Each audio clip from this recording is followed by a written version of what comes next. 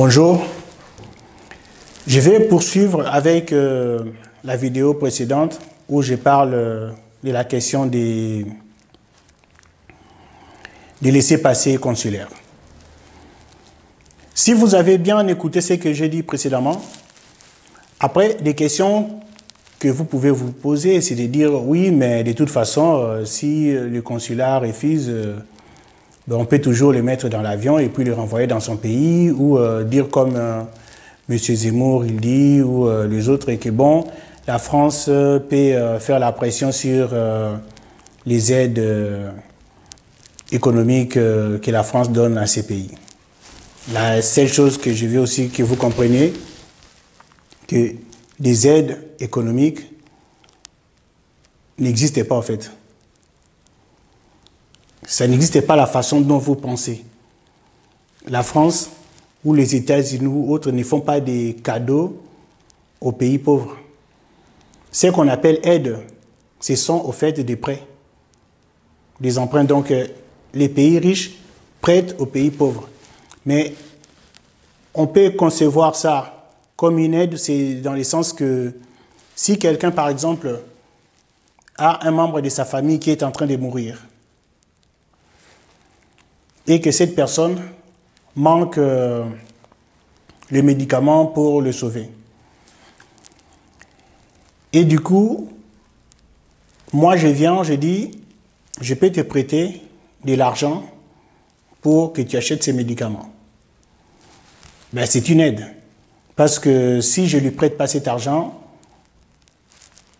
son enfant ou sa femme va mourir. L'effet de lui avoir prêté cet argent, parce que personne d'autre ne pouvait le faire, j'appelle ça une aide. Mais ce n'est pas un cadeau.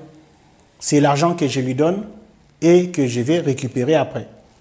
Toutes ces aides-là, les États comme la France, les États-Unis, comptabilisent ça dans leur richesse. Et ça leur permet, après, en fonction des bénéfices qu'ils mettent sur ces aides, de faire des emprunts disons que j'ai de l'argent dans tel pays qui va me rembourser. Et j'ai autant dans tel pays, tel pays qui vont me rembourser. Donc, vous pouvez me prêter de l'argent parce que j'ai suffisamment d'argent pour vous rembourser. Parce qu'on sait que aussi les pays ne disparaissent pas. Donc, de toute façon, c'est une garantie de faire des aides. Et ces aides-là, ça permet aux pays occidentaux, aux pays développés, de se faire des trésors auprès des pays sous-développés. Donc, ce ne sont pas vraiment des aides, ce ne sont pas des cadeaux, en fait, ce sont des prêts. Mais, je ferme la parenthèse. Donc, l'idée de la pression sur les aides. Mais supposons que la pression peut se faire sur les aides. Et que M. Zemmour ou le président français qui va arriver décide d'expulser les personnes malgré tout dans ces pays, même si les pays ne sont pas d'accord. Qu'est-ce qui va se passer si la France fait ça? Ça veut dire que la France enfreint une règle du droit international et comme aussi M. Zemmour le dit, qu'il va quitter cette règle-là du droit international pour ne pas l'appliquer. La seule chose, c'est que vous devez comprendre aussi qu'il y a des Français qui sont des djihadistes qui sont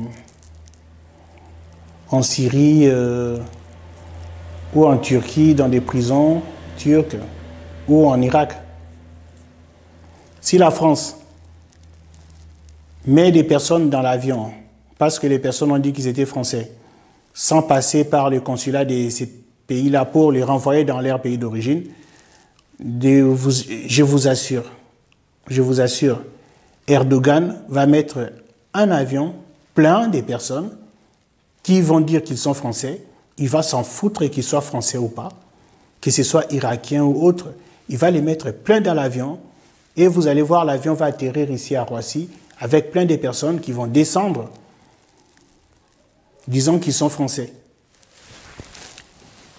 Et la Turquie va dire que non, ce sont des Français. Et tous les djihadistes que la France ne veut pas voir venir ici vont arriver ici. Parce que la France aura elle-même violé la règle internationale. Et ces personnes vont arriver ici. Après, ce serait à la France de dire « Ah ben non, ces personnes ne sont pas des Français et autres » et les mettre dans l'avion et les renvoyer en Turquie. Et la Turquie va les renvoyer en France et ça va être comme ça. Donc, lorsqu'on viole un droit international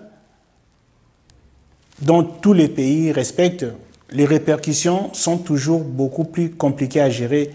Nous l'avons tous vu avec l'histoire du Kosovo. Lorsque les États-Unis et les Occidentaux avaient violé les droits internationaux en arrachant le Kosovo de la Serbie et en donnant l'indépendance au Kosovo, qu'est-ce qui s'est passé après?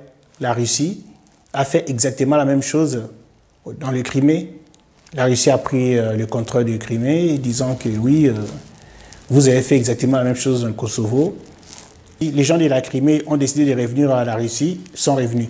Donc si la France fait ce que M. Zemmour dit, je pense que c'est la situation de la France qui sera beaucoup plus chaotique et perdante parce que aujourd'hui, pour expulser les djihadistes français qui sont dans les pays arabes, ces pays doivent chercher de laisser passer à l'ambassade française. Mais si l'ambassade française refuse, donc ils ne peuvent pas les expulser. C'est exactement la même chose que ce que la France fait et que si les pays ne donnent pas de laisser passer parce que les pays disent que ce n'est pas des ressortissants de mon pays, ben, la France ne peut pas les expulser. Ce qui se passe aussi en Turquie, en Irak, c'est que la France dit que ces personnes n'ont aucun document qui prouve qu'elles sont françaises. Donc, je ne peux pas les renvoyer en France. Je ne peux pas vous donner de laisser-passer pour les renvoyer en France. Ce n'est pas seulement parce que ces personnes ont dit qu'elles étaient françaises que la France doit donner des laissez-passer pour que ces personnes reviennent en France. Et si la France passe outre cette logique, ces dispositions des droits internationaux, bah, tous les autres pays vont faire la même chose avec la France. Mais la différence dans cette histoire, c'est quoi? C'est que la France va expulser des personnes dans un pays, mais une dizaine, une vingtaine de pays peuvent envoyer des avions avec des gens ici disant que oui, telle personne, je l'ai arrêtée, la personne a dit qu'elle était française, donc je l'ai envoyée en France. Après, c'est à la France de gérer. Donc voilà, le respect des droits internationaux, je pense que M. Zemmour le sait, M. Ciotti le savent. Ils savent tous que tout ce qu'ils disent là, c'est pour vous mentir en fait. Parce que tous ces gens vous prennent pour des bêtes. Ils vous racontent n'importe quoi. Parce qu'ils savent que vous ne comprenez pas comment ça se passe. Et moi là, je suis juste en train de vous dire comment ça se passe. Maintenant, c'est à vous de réfléchir avant de vous orienter dans telle ou telle direction, de gober telle ou telle sottise. Ben, réfléchissez, mes amis, réfléchissez. Réfléchissez, arrêtez de vous faire marcher comme ça, comme des bêtes. Vous n'êtes pas des bêtes, vous êtes des gens, réfléchissez. Là, je vous ai donné cet exemple. Maintenant, vous avez compris que pour expulser quelqu'un, ben, ce n'est pas juste tu pars avec quelqu'un comme ça à l'ambassade et puis tu dis vas-y, donne-moi et laissez passer, mais il faut que tu prouves que la personne est de ces pays-là.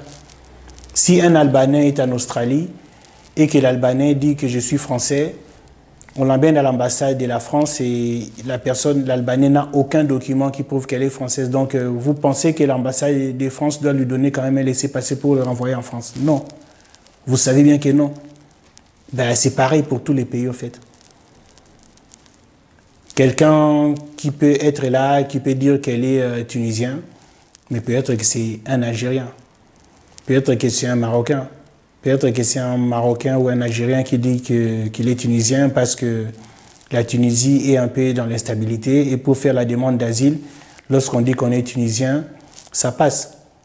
Et comme nous avons tendance à voir que tous les Chinois se ressemblent, ou que certains ont tendance à voir que tous les Maghrébins se ressemblent ou tous les Africains subsahariens se ressemblent, eh bien forcément, lorsque la personne vient demander l'asile disant que je suis tunisien alors que c'est un Algérien, on le croit.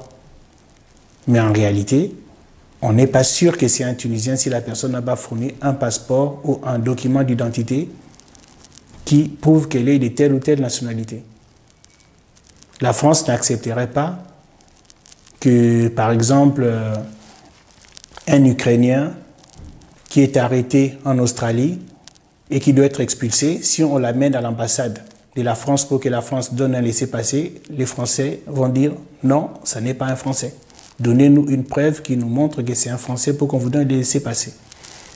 Sinon, nous n'allons pas donner une pièce d'identité, un document d'identité à quelqu'un qui n'est pas français uniquement parce que la personne a dit qu'elle était française.